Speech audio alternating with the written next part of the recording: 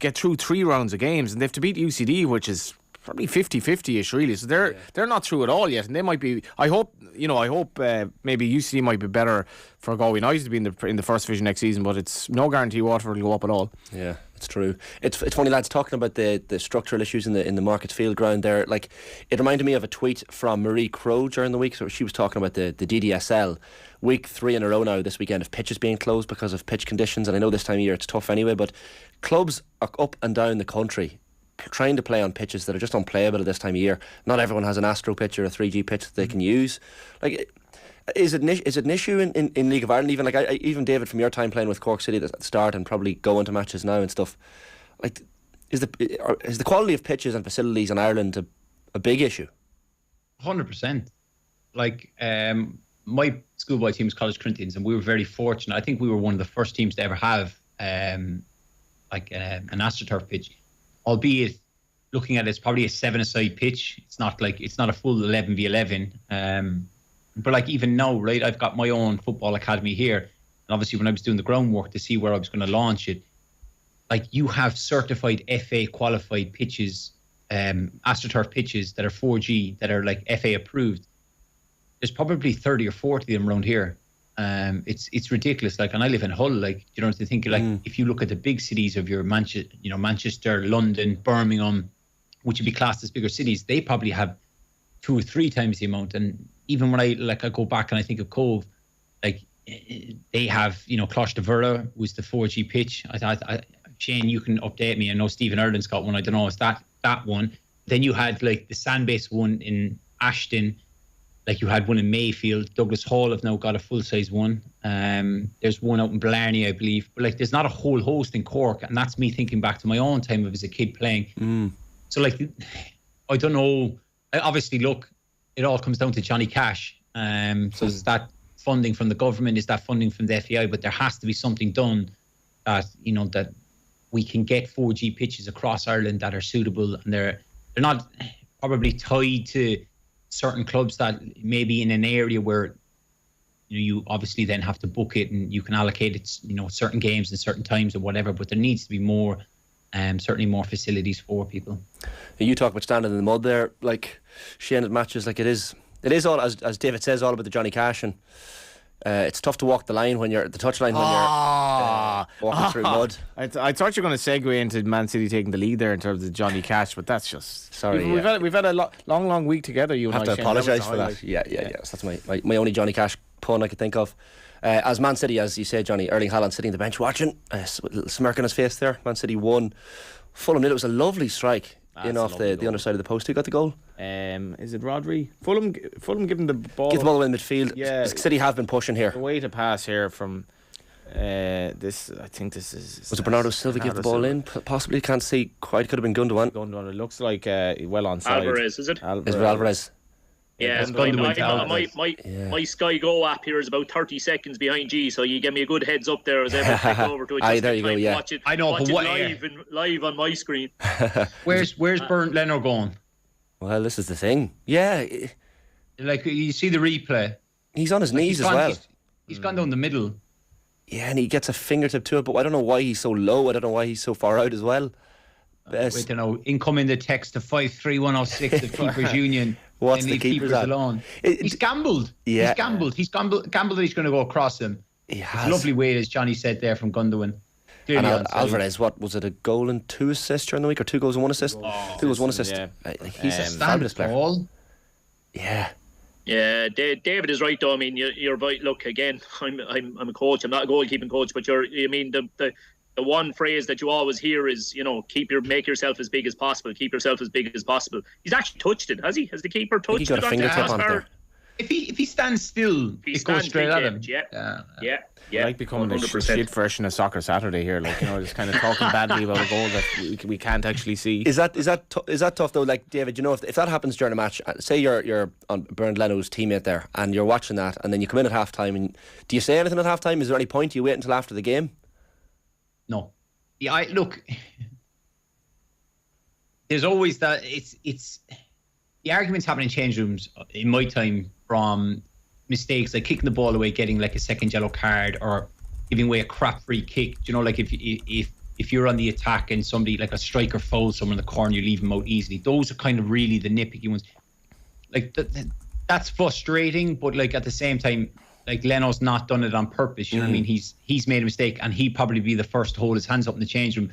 So I'm not going to go to town on him, because what happens if I misplace a pass and then they get a chance off it? You have to pick and choose your battles as well. Like, yeah. And Shane, the one person in your team who you need their confidence to remain bulletproof is your goalkeeper. And I don't know if David agree. Any good goalkeeper I have had, they've had an amazing ability. They might blame themselves in the aftermath, but at the time they're able to find somebody else to blame. And I'm okay with that, to be honest with you. I wouldn't be as okay with it if it was an outfield player. I had an scenario when I went into Wexford.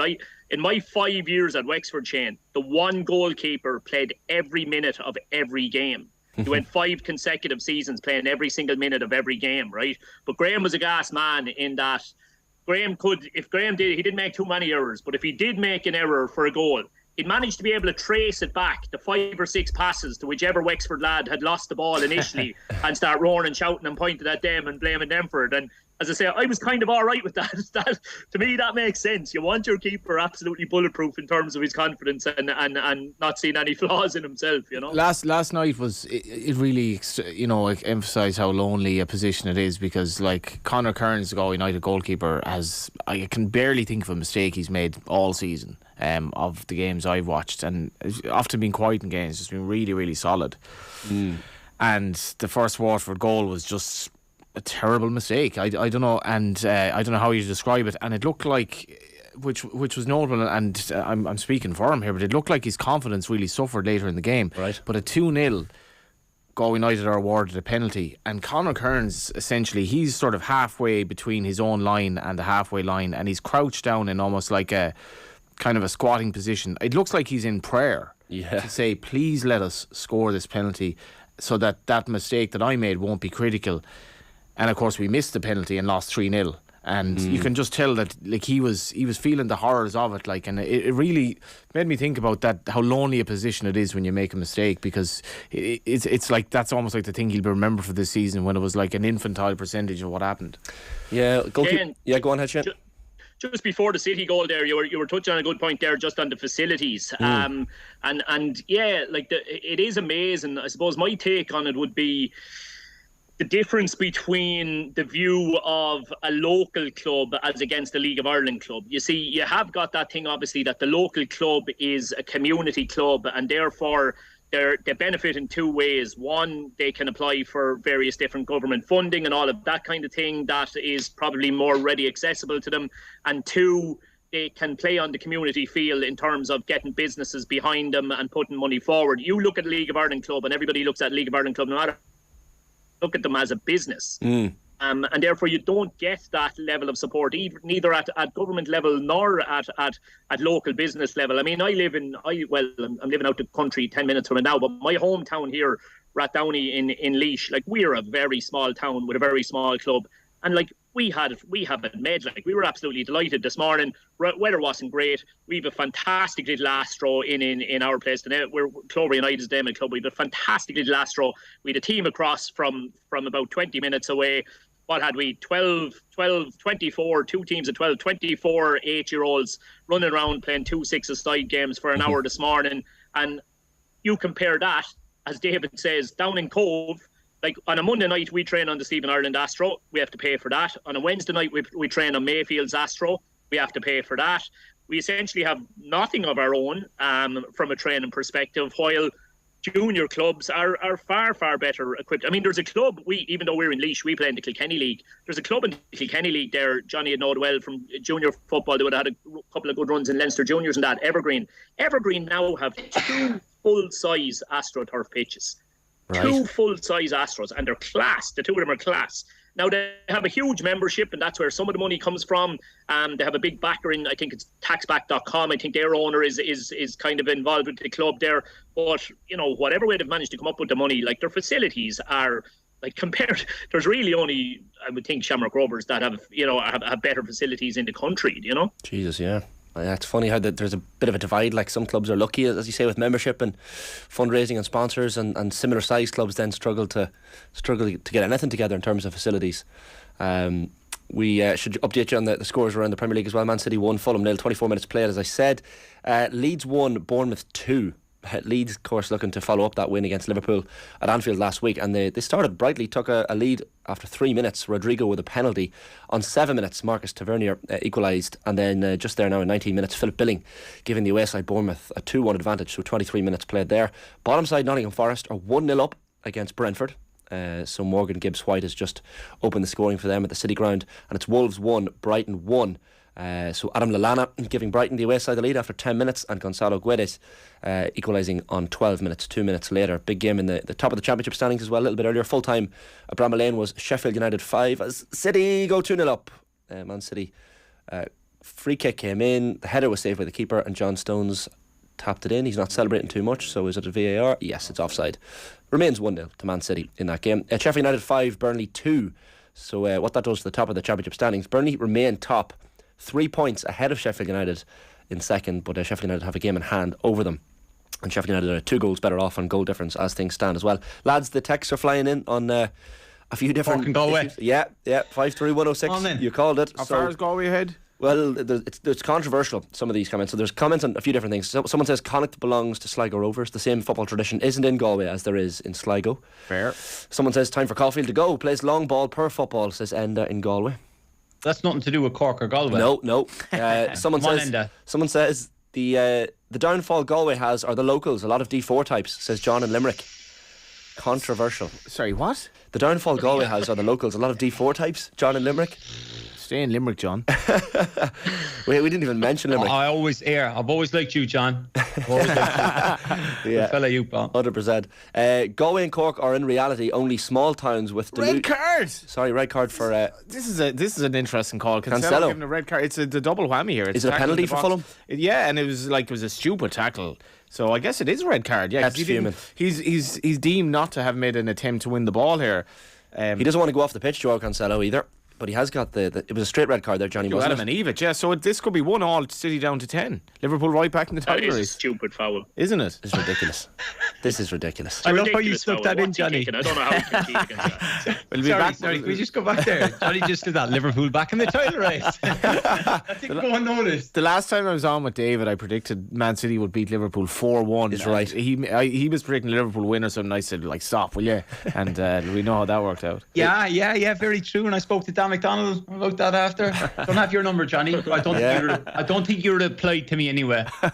He was very quiet since then, actually, Johnny. Yeah, that's true. They followed that up with defeats at Nottingham Forest. They did. I know. Leeds, but anyway, we're not going down this road today, lads. No. Tomorrow will tell the tale. The City players here surrounding the referee. Really, Bernardo Silva's there, Ederson, Jack Grealish, Rodrigo.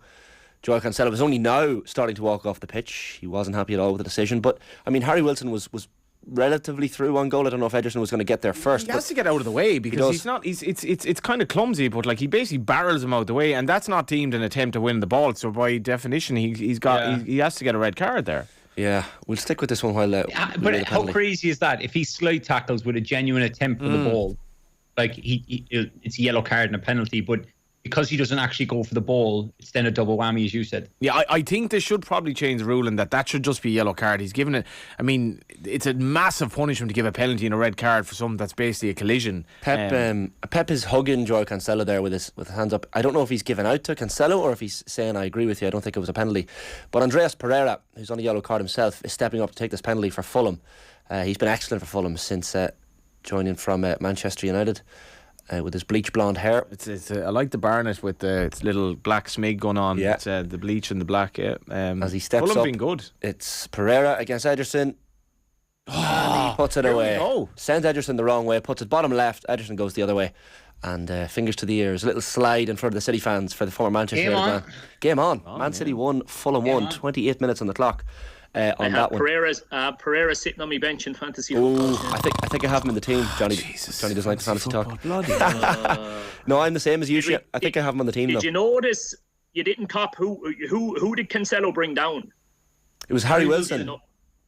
Was it? I think it was Harry Wilson. Yes. Harry Wilson will get an assist.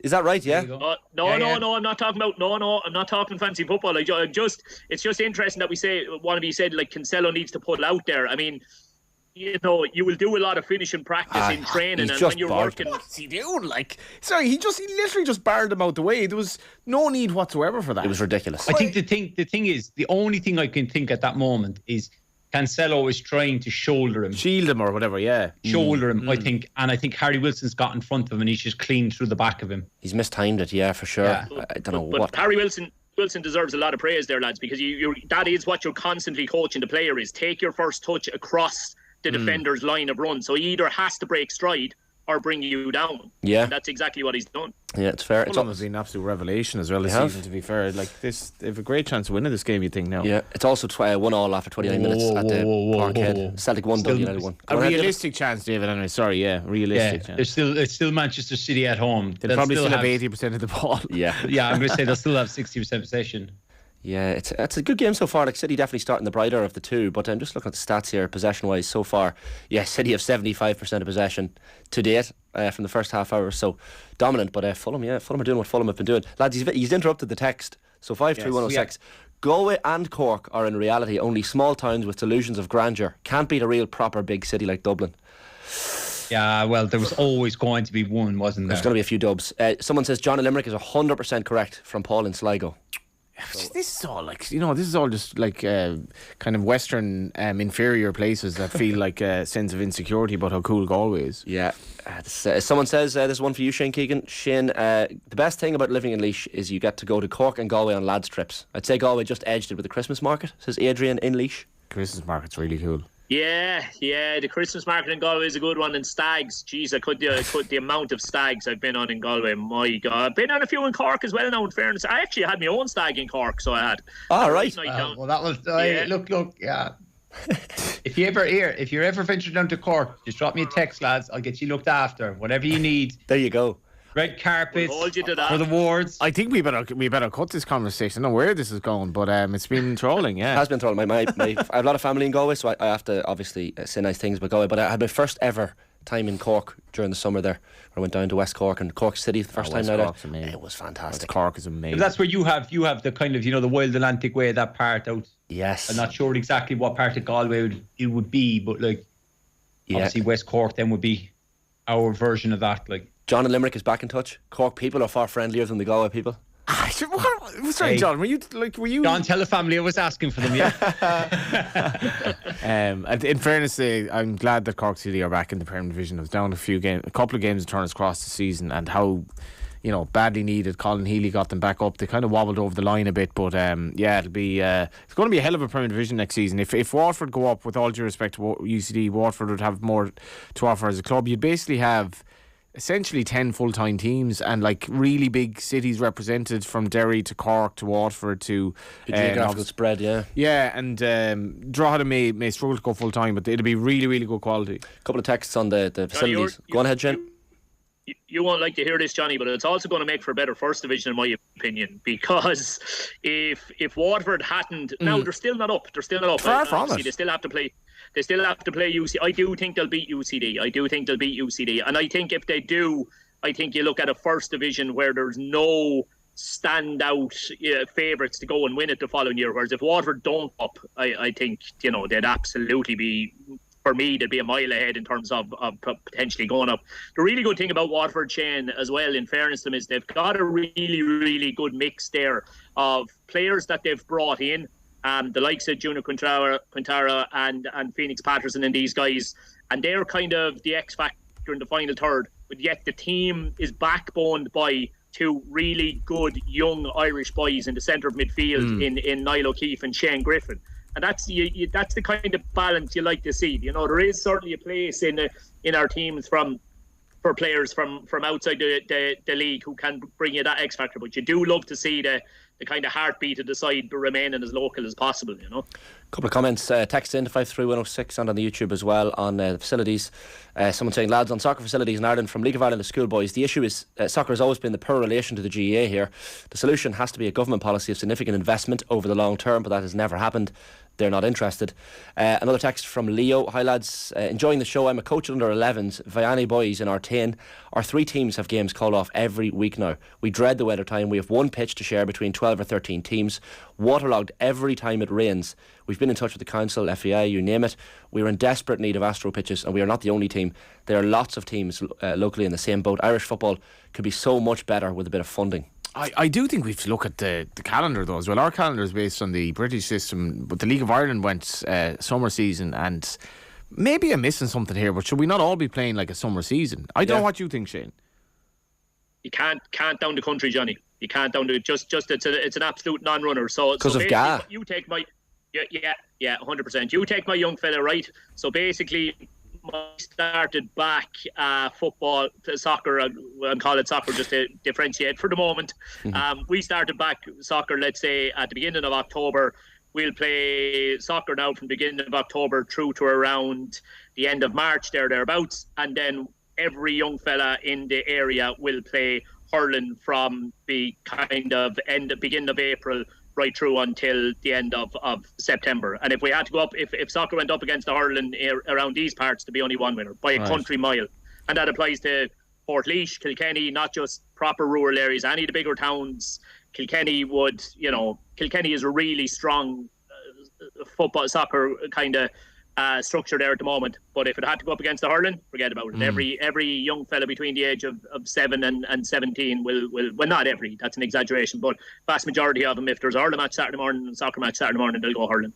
We'll continue these conversations after the ad break, lads. Still Man City 1, Fulham 1 in front of us here. The other scores in the Premiership, as I said, Premier League, Leeds 1, Bournemouth 2. It's Nottingham Forest 1, Brentford 0. Brighton away to Wolves 1-1 in that game as well. Everton versus Leicester City is the late game at 5:30. As I said, in the Championship, Sheffield United 5-2 winners against Burnley in the early kick-off. All the games are scoreless. The games that aren't scoreless in the Championship: Middlesbrough 0, Bristol City 1. It's Rotherham United 0, Norwich City 1, Stoke 0, Birmingham 1. Scott Hogan with the goal there for Birmingham on 13 minutes. And after half an hour, it's Swansea 0, Wigan Athletic 2. Will Keane with the opener for Wigan, and James McLean has got both assists in that game for Wigan Athletic away to Swansea. In the Scottish Premiership then, Celtic have now gone 2-1 up at home to Dundee United. Sead Haksabanovic opening the scoring, Jota with the assist after just 6 minutes. Stephen Fletcher with a penalty on 12 minutes equalising for Dundee United, and a double for Haksabanovic on 34 minutes has them 2-1 to the good. The table as it stands in Scotland, that would have Celtic 7 points ahead of Rangers with the game in hand. Of course, Rangers still to play this weekend, so that is the lay of the land. Get your texts and keep them coming in to 53106. We'll preview Tottenham against Liverpool tomorrow as well. We'll talk your favourite stadiums. We'll talk football commentators. Who are your favourite football commentators? Who do you not like? Do you ever listen to football with the commentary turned off?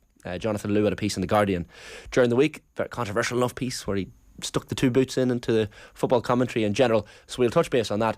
Myself, Shane Hannon, we have Johnny Ward in studio with me. We have the Cove Ramblers manager Shane Keegan and the former Republic of Ireland international David Meyler on the line here on OTB Football Saturday between now and 5 o'clock. We'll be back in just a sec. Football on Off the Ball with Sky. Watch Chelsea take on Arsenal this Sunday live on BT Sport. This is News Talk. Taking stock. It's crunch time for the Biden administration. Find out what the pollsters in Washington are saying ahead of next week's crucial midterm elections. Elon Musk takes over the town hall of our time, but what does it mean for the future of Twitter? And a forestry expert calls for a root and branch reform of the industry here. That's all on Taking Stock with me, Mandy Johnston. Taking Stock with Mandy Johnston. Thanks to Skillnet Ireland. Listen and subscribe to the podcast now or tune in on Sunday morning at 9 on News Talk. Hi, I'm Ken Doherty, and when I need car insurance, I contact the specialists at insuremycars.ie. Their team always finds me the best policy at the lowest price and with all the benefits I need. If your car insurance is up for renewal, visit insuremycars.ie. City Financial Marketing Group Limited, trading as insuremycars.ie, is regulated by the Central Bank of Ireland. Some choices are crystal clear, which is why the Toyota Yaris Hybrid Electric is the best-selling car in its class. It's economical too, saving you on average €410 in annual fuel costs versus leading competitors.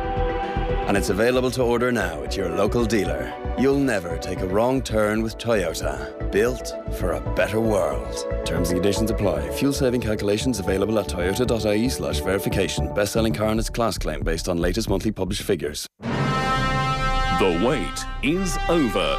The shopping event of the year is here.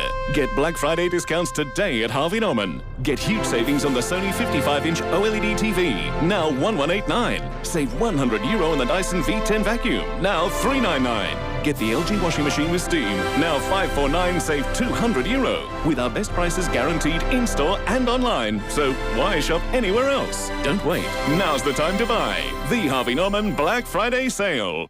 The small everyday choices we make can make all the difference to the world we live in. Today, that's never been more relevant. At SSE Airtricity, we have a range of supports in place to help our customers through the months ahead. Advice on managing bills, how to get accurate meter readings, and practical energy-saving tips. Visit sseairtricity.com/customer support to learn more and find out how we're supporting customers. SSE Airtricity. This is Generation Green. Reward your staff and spread some cheer this Christmas. With One for All gift cards, you can now gift anything from €15 to €1,000 completely tax-free. Accepted in over 12,000 outlets nationwide and online with participating retailers. One gift, thousands of choices. Visit oneforallrewards.ie or your local post office to place a corporate order. And you could win a daily prize worth over €100. Terms and conditions apply. The One for All gift card is issued by GVS Prepaid Europe Limited. GVS Prepaid Europe Limited is regulated by the Central Bank of Ireland. TV on its last legs. Black Friday sales around the corner. If you're looking for more financial flexibility, look no further than the OnPos Money Flex or Classic Credit Card powered by MasterCard. With 2 great cards to choose from, you can pick the one that's right for you and feel in control again. Make your money stretch a bit further. Search OnPos Money Credit Card and untangle your money today. Lending criteria, T's and C's apply. OnPos acts as a credit intermediary on behalf of Avantcard DAC. OnPos trading as OnPos Money is authorised as a credit intermediary by the CCPC. Avantcard DAC trading as Avant Money is regulated by the Central Bank of Ireland. The OnPos Money Credit MasterCard is issued by Avantcard DAC pursuant to licence by MasterCard. I'm a celebrity! Get me out of here! It's back! The brand new series of I'm a Celebrity, Get Me Out of Here starts Sunday at 9 on Virgin Media 1. Join Anton Deck as 10 more celebrities swap the high life for a campsite in the Australian bush. With big name campmates including Boy George, Olivia Atwood, Chris Moyles and Mike Tyndall, it's shaping up to be the best series yet. Brand new I'm a Celebrity, Get Me Out of Here starts Sunday at 9 on Virgin Media 1. There's nothing like a new phrase to get you thinking differently. So we'll soon be hearing a lot about the circular economy. It just means keeping our stuff in circulation for as long as possible by repairing and reusing, by sharing and swapping. The government is taking steps to encourage all of us to embrace circular living as we rethink, repurpose, repeat. It's time to get circular. Find out more at gov.ie/circular economy, an initiative of the Government of Ireland. Looking for a great way to reward your team this Christmas? Why not say thank you with up to €1,000 tax-free at Dunnes Stores? The perfect lifestyle gift, the Dunnes Stores gift card, can be used across all our departments in fashion, home, food and beauty. It can also be spent alongside our 10 off 50 vouchers on all things food and beauty. Corporate gifting has never been simpler. Visit dunnesstores.com to find out how we can help you reward your team this Christmas. Dunnes Stores, always better value. Terms and conditions apply. Dear Santa, I need you to get our street onto Air Giggly Bits before I go mad. Give your family the gift of Air Gigabit Fibre Broadband this Christmas. Our fastest, strongest, most reliable connection ever. Sign up to Air Gigabit Fibre Broadband today and get €50 off your bill. For more, call 1-800 500 300, go in store or visit air.ie. Offer ends November 30th, subject to location and availability. 12-month contract. Setup fees may apply. T's and C's apply. For full terms and promotional details, see air.ie/broadband.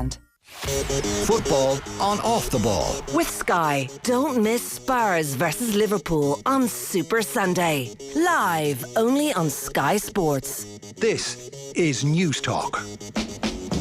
Yep, very welcome back to Off the Ball Saturday here on News Talk with myself, Shane Hannon, with you through until 5 p.m. Brought to you by Sky. Get all the football you love in one place across Sky Sports, BT Sport and Premier Sports. We have Johnny Ward, the broadcaster and journalist, and Galway Man in studio. We have the Cove Ramblers manager and Laois man, Shane Keegan, on the line, and we have David Meyler, the former Republic of Ireland international and Cork man, on the line as well. We're getting a few messages in. Danny McNally, a man I know from Hannon, he's a 3 Mile House man. Gordy Keegan has an Astro but no team. That's a fair point as well. It's great memories of Gordy Keegan. Yeah, decent facilities up there, but unfortunately no League of Ireland team as things stand. We've got a comment from Phil Henny on YouTube, the YouTube stream. I'd say they don't read these comments at all. Same on Facebook. Well, Phil, I just read out your comments. There you go. I'm seeing it. I'm seeing you. Don't you worry. So 53106 for the text, and YouTube, Facebook and Twitter if you want to get in touch as well. A couple of other comments on YouTube. Peter M says Cork City is the biggest club in Ireland. Someone else, he also adds, Cork City had 6,500 at 3 games this year. They had an average of 4,500 in the first division, which is more than anyone in the Premier Division, and they have the third budget in the league, third highest budget in the league. It's not more than Shamrock Rovers, but there you go. It's incredible, yeah. So a couple of decent comments. Someone, Cal Doherty, says the cycling is useless in Galway, Johnny, and I'm a Galwegian. Probably right about that, yeah. You're a good cyclist, Johnny, so you'd know. Well, we had the most Irish of Irish kind of solutions to an issue recently, where they decided that they can't actually do the bypass to go from west to east after all of this money was spent. Actually we can't do it because it's conflicts with our climate action plan, so they're just back to square one. And the traffic in Galway is abysmal. I don't know what the solution is, but that was a bit of a farce. Yes, that's a downside to it. That's an extra point for Cork there, potentially. David Meyler smirks on the screen. A couple of other messages into 53106 as well. Chaps Leeds has the same population as Dublin. Hull has the same population of Cork City. It just shows the quality of the Irish people. Jim and Drogheda. Lads, don't write off UCD straight away. Same as last season. Up the college, says Adam in Dublin. Yeah, I'm not writing them off at all. I think they've also been in great form of late. Why is Ireland one of the few countries that does not have a pyramid system with regional leagues at the third tier, says Larry. And Ronan in Cork says Cancelo obviously intent on getting a little pre-World Cup rest, says Ronan in Cork, and in brackets, better than Galway. So people are getting involved. They're getting involved in this Galway versus Cork debate. Lads, I'm heading to Villa Park tomorrow for the first time. Never been. Going to be in the press box for Aston Villa against Manchester United. So Unai Emery's first game in charge. I guess I decided to go to this game because stadium bucket lists and Premier League stadium bucket lists in particular was something that came into my head, and Villa Park is one. Craven Cottage, I suppose, is another that I'd love to head to. By the way, my younger brother is flying over, still doesn't have a ticket. So if anyone is listening and you have a ticket to Aston Villa against United tomorrow, either home or away end. And do you have a view on Galway v Cork? And if you get in touch, you'll get me on Twitter at ShaneHannon01 or David Meyler if you have any of those ex-Villa teammates of yours that might have a ticket floating around. Meyler sort you out. I mean, he was sorting us out for just one ticket. One ticket we need. Yeah. So they're not easy to come by. For Villa United. Villa United, yeah. I know it's Emery's first game and it's United in town as well in Birmingham, so it's not going to be an easy one. But worst case scenario, we're going to stand out there with a cardboard placard before the game and maybe hopefully get one in one of the pubs or something before the match for Dara, my younger brother. So watch this space. And you're saying you haven't been in Villa Park before, Shane? No, have you not? Never. Yeah. So I'm looking forward to it. Is it good? Any has been, lads? Well, obviously, David, you've played there. Been a couple of times actually. Yeah. Been a couple of times. I was saying to Johnny before there when all the Irish boys, there was a rake of Irish boys at Villa there in the underage system for a while, and we had one in Mikey Drennan, so I used to get forward and back and watch the reserves on the Friday. Mikey would have been playing in the reserves with the likes of Graham Burke and Jack Grealish and a lot of the young boys who were trying to break through, and then we would go and watch whoever Villa were playing on the Saturday. So I'd say, I want to say, is it the stadium I've been in the second most? No, but I've got a lot of Leeds supporting friends, so I've got Draghellan Road a hell of a lot of times. So I'd say Villa Park is probably the stadium I've been in third most in England. Yeah.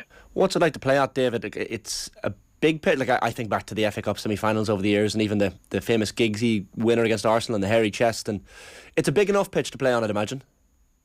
Yeah, it is. But the one thing I will say, it's beautiful. That pitch is one of the best pitches, like probably in Europe. Right. I remember Martin O'Neill saying before that the groundsman, he used to allow like the players go onto the pitch because he wanted to keep it immaculate. He took proper pride in cutting his grass and whatever. But it's actually a beautiful stadium. I've had some good victories there. I suffered a cruciate ligament injury there. Right. suffered some defeats. But it's great atmosphere. Certainly when kind of Villa are doing okay in the game, I think it's the whole end of something. They're very loud and noisy, so there's good atmosphere. It's a good stadium. I imagine like for the game tomorrow, whenever one of the big six come to town, teams tend to get up for it. Maybe not as much Spurs, but definitely with the others. With United coming, Villa will feel that first game under Unai Emery, can they get a result and put in a performance? So I imagine the stadium will be bouncing. Can I ask you, lads? There was comments from Alejandro Garnacho, of course, is the new up-and-coming rising youngster, and he has been for a while at United, and he's fancied as this next big star. But there was interesting comments from Bruno Fernandes. You might have seen some of these comments after the game during the week. So he was asked about Garnacho, and he said he was good, but he knows that we expect a lot from him. Obviously, he's still really young. He's doing really well. He was not at his best at the beginning of the season. On the tour, he didn't have the best attitude that he should have had, and that's why he didn't get his chances until now. He's getting his chances because he's training better, having a different attitude and deserving his chances. He doubled down then, speaking to MUTV, and said he didn't get his chances before because he was not good enough in training and not good enough mentality wise. He's changed that. That's why he's getting chances. Everyone is really happy for him and pleased with his goal. Scholes then after the match against Real Sociedad during the week responded to Fernandes' comments. He said that was in pre-season, so maybe he was too big for his boots in the summer. He did go with Argentina and play with Messi, and maybe he has come back and thought, this is me and I'm part of this team. He's a young lad, he's going to learn, and we're going to see the benefits of that. Interesting enough comments. Like, do you feel like professionals like that should be saying things like this? Could this have been said in-house to Garnacho? But it seems like a strange enough one, lads, to be calling out a young player in post-match interviews. Maybe calling out is a strong word, but it seems like a bit of an overstep, a bit of a criticism from Bruno Fernandes. Who's going to take the lead? Well, like, Shane, do you not have to be careful? Like, if you have, say if you have your captain going up, your co-Ramblers captain, and he's asked about a young player who maybe had issues in pre-season with behaviour or whatever, it's not really the type of thing that you say in a post-match interview, is it? No, it's not. It is rare enough that you do hear something like that spoken about, Shane. And as you say, it could very well be true, and it is the sort of thing that you would certainly say in-house. But to say publicly, is that good? Look, the key thing here for me is that beneficial for the player? Is what's after been said in public beneficial for the player? And anything's mouth should only be said if they feel it's going to be beneficial for the player. Now, we don't know what sort of a fella is. Obviously, we've got a little bit of a window into his personality there. Is he a guy who's going to hear something like that and say, yeah, do you know what? He has a point there, and my attitude has changed, and I'm going to make sure that my attitude remains good? Or is he going to be like, Jesus, he's after hanging me out to dry there? Like, there was absolutely no need for it. And you do see so much of it, Shane. Young fellas who come through, and the potential is off the scale. Yeah. And it's almost impossible to believe that at that time that a young fella could disappear into almost nothing. There's actually one, to be honest with you, there's one absolutely screaming out at me at the moment, just because I'm after referencing that Villa group there a couple of minutes ago. David, I don't know if you would you have come up against them? When I was going across to Villa a bit to see Mikey playing that, the standout player in that Aston Villa team was not Jack Grealish. The standout player in that underage Aston Villa team was Samir Carruthers, who also qualified to play for Ireland and has played for Ireland at underage level. But there was constant question marks over his attitude and his application.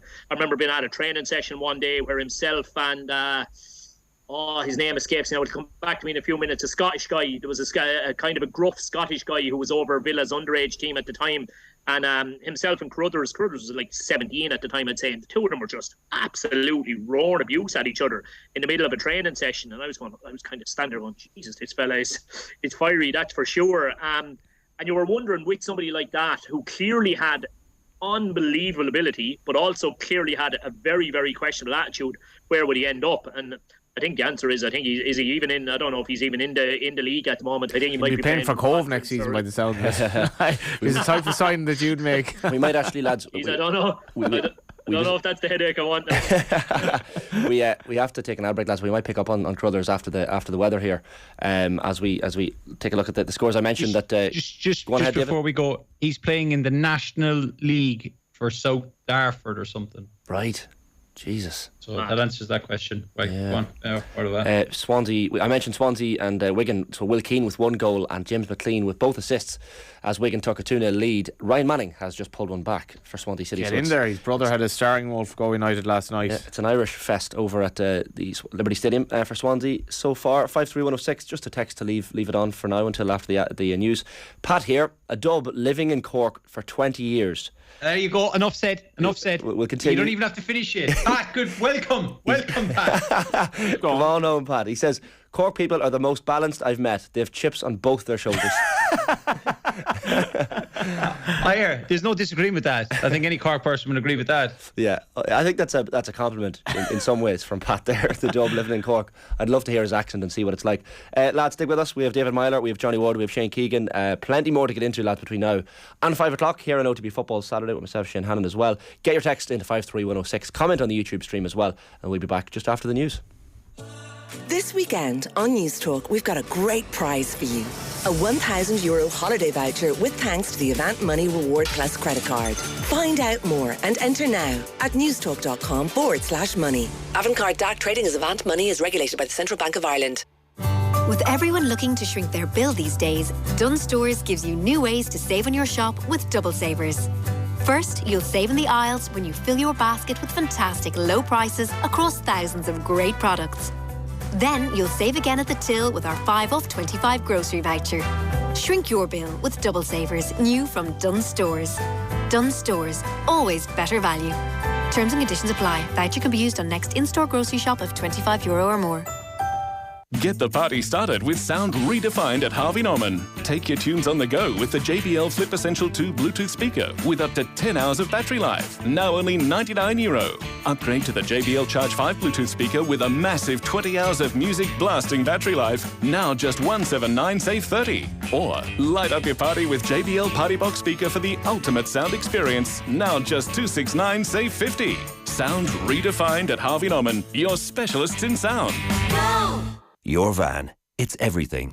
Your supplies carrier, your toolbox, your workmate, your business card. If it's reliable, your business is reliable. So if you're upgrading to a new 231 or looking to switch to an electric van, choose a Ford Transit and maximize your productivity. The Ford commercial vehicle range, including the new all-electric e-Transit, is now ready for your business in 2023. Ford Commercial Vehicles, driving productivity. Visit Ford.ie for latest promotions. Tyrone Ryan plays football professionally for Ireland, but he's never played in a stadium.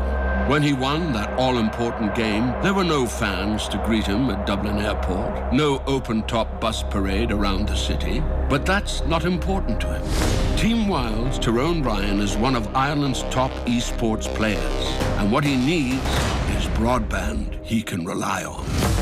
That's where Virgin Media come in. Bring your A game with 99.9% broadband reliability. Virgin Media, bring on amazing. T's and C's apply, subject to availability. Network reliability, see virginmedia.ie/proof. Are you in the process of moving your account to a new banking provider? Here's what to take into account when moving account. Opening your new account is just the first step. You then need to redirect all sources of income to this new account. Don't forget to update any payment arrangements, such as direct debits, standing orders and card payments with your new details to ensure important transfers continue as usual. For more information, visit movingaccount.ie. Brought to you by Banking and Payments Federation Ireland.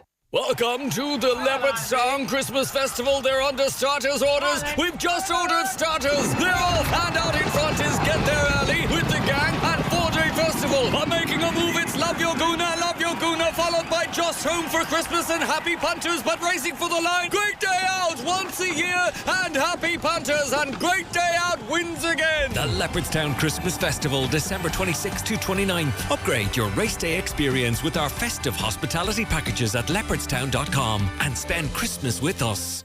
Is your business struggling to manage your energy costs? Are you aware that solar panels are a proven technology which can reduce your electricity bills by over 50%? Astatine Limited are renewable energy experts that help companies to install solar panels on their roof or on land nearby, which reduces energy costs while also decreasing carbon emissions. Go to getmysolar.ie to find out how Astatine can help cut your energy costs and reduce your carbon footprint.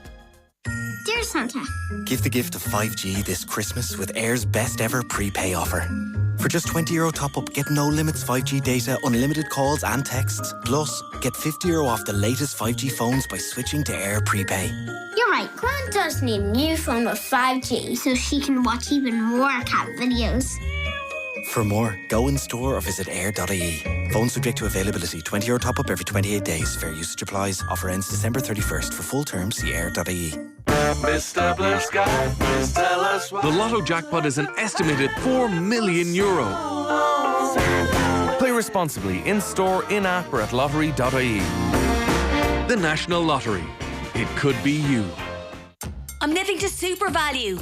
Okay, tea, bread, weekly voucher on my app. Oh, and a year's free shopping. Your trip to Super Value could look even better with our new Real Rewards Scan to Win monthly prize draw. Every scan of your Real Rewards card equals one chance to win. This November, there's 4 one-year free shopping prizes, a trip to Cannes, a prize to be won in every Super Value, and more. So, start scanning. T's and C's apply. See supervalue.ie for full details on how to enter. 1 year free shopping value is €5,200.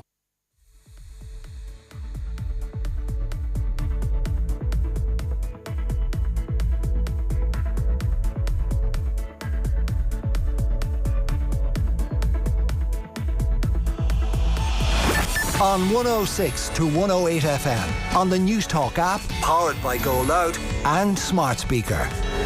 This is News Talk.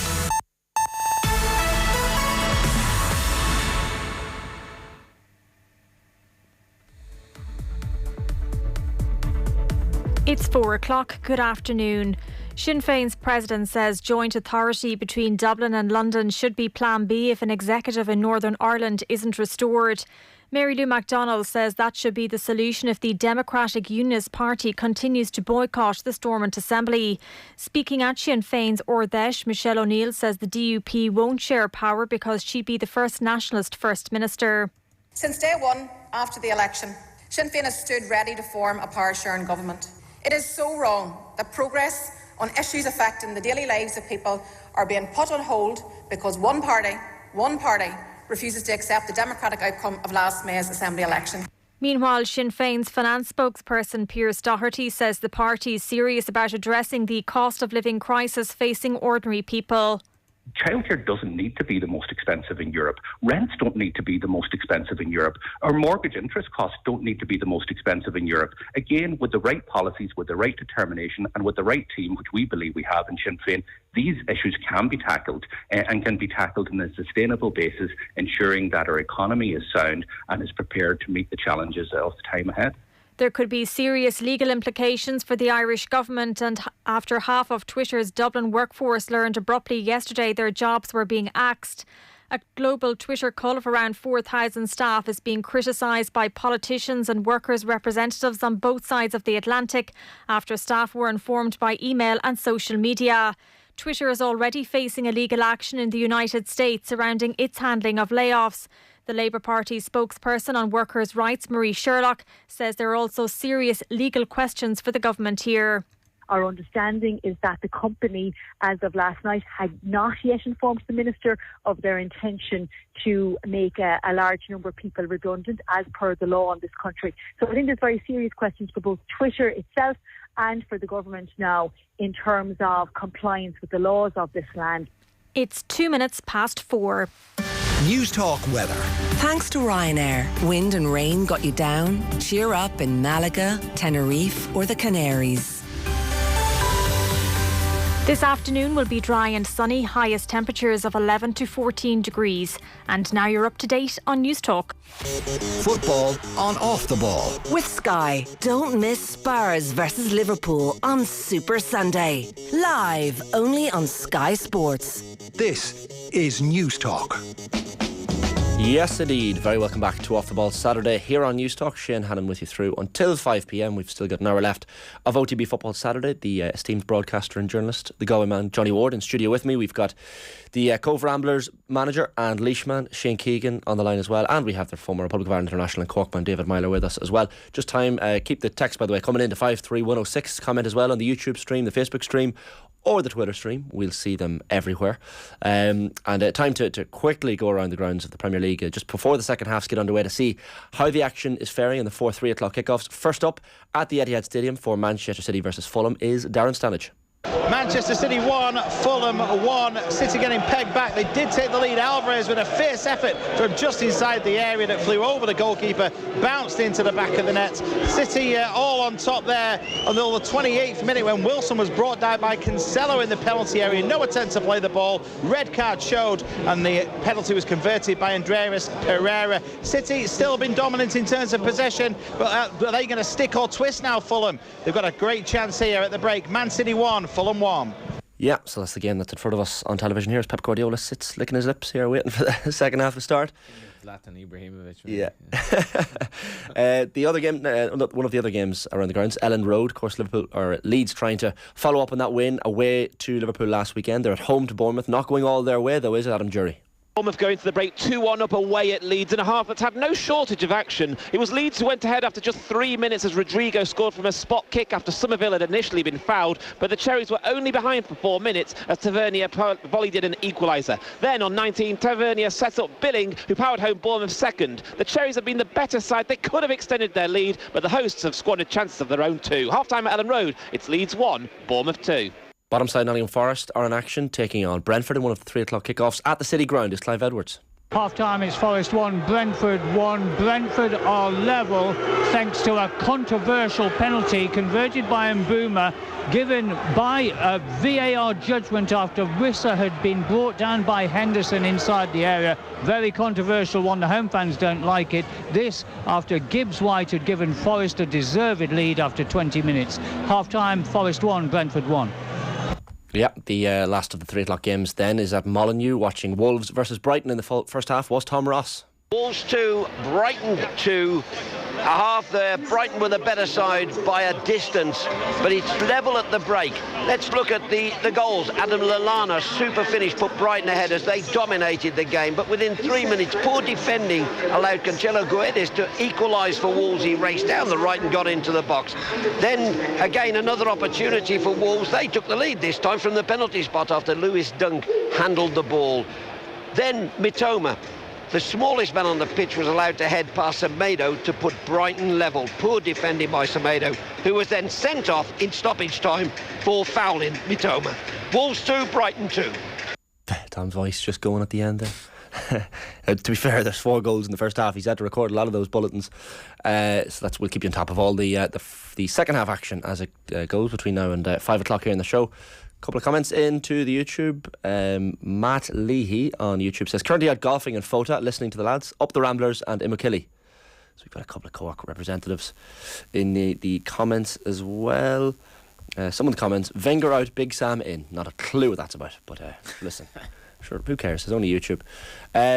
Lads, I just wanted to bring your attention to the piece from during the week, and we spoke about it during the week, Johnny, on OTB AM, the Jonathan Lew's piece in The Guardian, talking about commentators in football. So for anyone who hasn't seen this, Jonathan Lew's opinion piece in The Guardian, headline, commentators have taken over, but it's time to let the game do the talking. So televised football has gone only one way in the attention economy, with more chatter and voices, but perhaps less is more.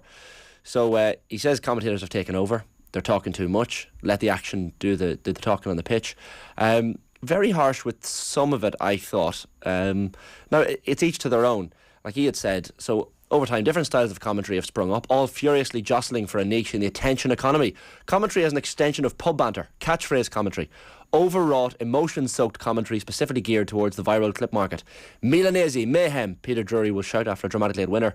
A San Siro drama to end all dramas. And you think, all right, Peter, it's a 1-0 win in Europa League Group K. Let's not go overboard. I was not critical, but people have opinions. Like I'm not a fan of Martin Tyler's commentary on Sky. I think he used to be very good and he's not as good as he used to be. I think Clive Tilsley's brilliant. I don't like Sam Matterface. But this is the thing, lads. It's subjective. Like, some people love these commentators, some people hate them, but I think it adds to a football match as well. I don't know what you lads feel about commentary generally. Yeah, I suppose I'm kind of reiterating what I said during the week. If I did have the option, like in the old Sky Red button or whatever, to watch the game without commentary, I'd probably take that a lot of the time. Not because I really, dislike commentators particularly, but I like to recreate the atmosphere of being at a game. Commentators, I think, when you think they're essentially talking the whole way through 90 minutes, that's a lot of talk. Like 90 minutes, I think you can fit like 3 words into a second. So that's 60 by 90 by 3. So Shane can do the maths there. That's a lot of talking. And Johnny. Yes. There's a button on the remote control called mute. Yeah, but then it's just you can't hear anything. I like to hear the crowd and all that. But no, commentators. I'd agree with John Martin Tyler. I think when I started into the Premier League, I think he was really good. I think he's just gotten a bit tired. I think he's done so many games. He's seen I'm sure that football just doesn't mean as much to him anymore, and that's completely natural. I think he's just quite laboured now. I don't know. I mean, do you need commentators really? Well, some people thought I was quite harsh on Martin Tyler during the week, but my point was it is subjective. Some people love Martin Tyler, and more power to you. My point was, and again, I repeat myself from during the week, like Martin Tyler used to, that whole "and it's live." As I said during the week, he used to say, "We're back after this, and it's live," and now he's like, and it's live. Yeah. The first one was probably contrived, and the second one he was probably told was being contrived, so he's now he's doubling down on not being contrived. But I like Des Curran. When Des Curran and Pat Finlan are doing a game, I enjoy Des because he's a good judge of football. So is Pat. They get on great together. Graham Gartland on co-coms. She's Shamrock Rovers team beat Galway United 1-0 in the 14s Cup final today, I think. Congrats to Graham, but a bit of a moral victory for Galway United against a brilliant Rovers team. But I don't know. I mean, they've to do a lot of talking, so they're going to be talking crap a lot of the time, like we do, I suppose. Well, sometimes commentators in any sport add to the occasion. Murray Walker in Formula 1 was one of those for me. I love John Virgo in the snooker. Who else? Like there's commentators who add to the occasion. Timmy McCarthy, Downtown in the basketball, just adds to it massively. Corkman again, continuing the theme. Yeah, you're asking the question. You're asking the question at the right time for me, Shane. In that the under-19 final, I can't remember what they call it. Johnny, do you know the end of McGill, the Cup? The end of McGill, that's it. The final was on during the week, Shane, and I was delighted that the final was on during the week because I wanted to have a look at the game anyway, and obviously enough I was having a look to see if anybody caught the eye and stuff like that. So I sat down, flicked on my YouTube. There were our LOI TV. They were showing it live on LOI TV, and I was delighted and sat down to watch it. Realised fairly quickly that there was no commentary at all, and initially I didn't think that'd be much of an issue for me, and I'll be honest with you, I found it impossible to watch without commentary. I found it impossible to watch. I was bored out of my mind. So I was. Now look, it was complete mute, so when I say to Johnny there is a mute button, maybe if I'd had Johnny's mix of what he's asking with a red button there where you can actually hear even just the wind and the what crowd is there. I know there wouldn't be much of a crowd at a game like that I was watching, but even that would have been better than just mute, which is what I was watching it on, and there was no sound whatsoever, and it actually I get on really well with a farmer. I get on fairly well with a man formerly of this parish, say Oisin Langan. I actually text Oisin and said, how did you not get a shout to cover this game? Is this not the sort of game that they'd have you doing? Because he did do last year's. I specifically remember him doing last year's with Conan on co-commentary. And Oisin was on last night doing the commentary on Galway and Waterford United.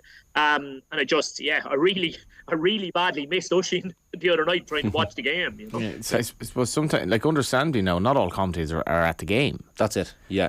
I remember years ago before that probably became the norm. I was working for Setanta at the time, and Setanta was showing quite a lot of Italian football. I think it was the Milanese derby. I have a vague recollection of it being Good Friday and going out kind of thinking we'll go for a few points there, lads. And I was like, oh no, it's Good Friday. I remember, but anyway, so Pat Dolan was on co-commentary and he was like, as they were coming out, he's like, listen to the noise in the San Siro, this is amazing. And then the atmosphere, and then I went down for a cup of tea and there was Pat.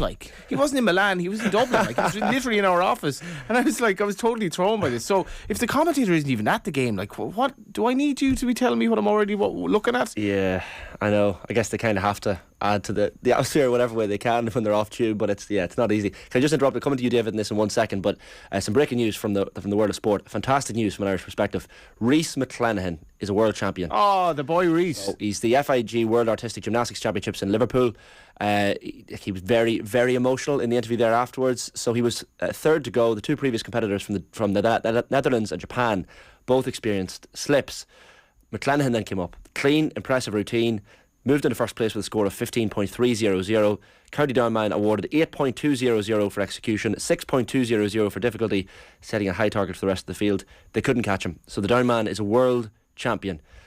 Understandably very, very emotional in the interview afterwards. So huge congratulations to Rhys McClenaghan. That's massive. The first time I met Rhys, I think I met Rhys a couple of times here. The first time I met him, JP, gone but not forgotten, who was producing on the day. He's still alive, by the way, JP Gilburn. JP's upstairs. Was JP Gilburn was extremely good at his job. It was the only time I can remember this happening where he said, "Oh Jesus, Rhys McClenaghan, I completely forgot." So I had to interview Rhys McClenaghan with no research whatsoever because Gymnastics. JP had forgotten. And what an impressive individual. And what really impressed me was it at the last championships where he had like that horrible round where it went wrong for him and he had to go back and just complete his repertoire or whatever. The way he spoke afterwards was like, don't worry about this, just be mentally strong, come back, do it again. And for a young guy, I was amazed at his mental fortitude, and fair play to him. Very proud of him that he's achieving that in what is an incredibly difficult discipline. He's unbelievable, Rhys, isn't he? He's one of those people, when you speak to him, you can't help but be impressed. 23 years of age is Rhys McClenaghan, and he's a world champion, understandably, in bits afterwards. Getting a few texts as well on the commentators. Brian Murr was the greatest for soccer. Peter O'Sullivan in racing says Danny O'Sullivan. Danny adds, Johnny looks sharp. Compliment for you there, Johnny. He's obviously watching on the YouTube stream. Thanks to Mahmood for the Barnett during the week. Yeah, you can send Danny O'Sullivan his 50 quid in the brown envelope for that comment. Other comments as well on the commentator situation. Is that, like, David, do you ever watch back when you're watching back matches? Do you ever turn it on mute? Or are you someone who has commentators you like, you don't like? Do you care? Once you brought it up, I started thinking about it. Often I think to myself, what's a commentator there for? That's kind of the thing. Obviously, you'll have the kind of main speaker, and then you have a kind of co-commentator who's usually kind of an football or whatever. I don't like when it goes down the kind of pub talk route where they're having a bit of banter. I kind of want an insight from the footballer and something they see. Like, I get Johnny's point on, whether or not they're at the game or not, but if they're certainly at the game, I want to see an insight into what's going on or something that they see. Now the main commentator, then I just want him to kind of, Gundogan has the ball, passes it, keep it simple. I think you're spot on in what you're saying. Nowadays, we live in a world where everything is about clips and, trends and whatever, and they're trying to get these little videos that, all the broadcasters are trying to get these videos. Certainly, I don't mind commentary. Of course, there's the odd commentator, even when certain games, I watched a bit of Sheffield United and Burnley earlier, and they had, Andy Hinchcliffe, Mick McCarthy, and they had another person. I don't know who the main commentator was. But it's almost that there's voices fighting to get on air to give their little bit, and I'm not a fan of that. I don't mind, I actually hate when Neville is commentating on United or Carragher's commentating Liverpool, and then when United play Liverpool, because both of them are thrown I don't care what they said. I don't care what they say. If they were standing in front of me now, I'd say to them, you're still biased. You still love your club. Yes, you want your club to do well. To be fair to them, they both call a lot out, but there is that still loyalty and bias towards them, and I feel it can kind of ruin the commentary a little bit. Yeah, you brought up an interesting point there, David. You said, what is a commentator there for? And that's something that kind of was mentioned during the week, that for some people a commentator is there for, okay, I'm going to run out and make a quick cup of tea, but the volume's up, and the commentator's job to warn me if there's a chance or a goal by the intonation and decibel level of their voice, and I'll run back in and see what's happened. That's why Martin Tyler's fallen off for me a little bit, because he's not like Peter Drury where you're straight away that something big has happened because his voice will indicate it. But Tyler he's not as enthusiastic maybe as he was, so you could come back in, there's been 2 goals and you're like, Jesus, I wouldn't have known. So maybe that's... I would do you know what, right? I'll disagree with you two on Martin Tyler, because I've had the pleasure of being in Martin's company a few times. That doesn't mean Martin we're wrong, though, just because you met him. I mean, that doesn't, like... No, but his passion for football is still the same. Right. No, I think there's stuff going on behind the scene with Martin. I'm going to say, do you remember the whole Aguero thing? Yeah. And then, like, when Aguero left City, and like that whole thing of, like, you know, on the pitch going Aguero, like, I was like, no, Martin, that's not you. Yeah.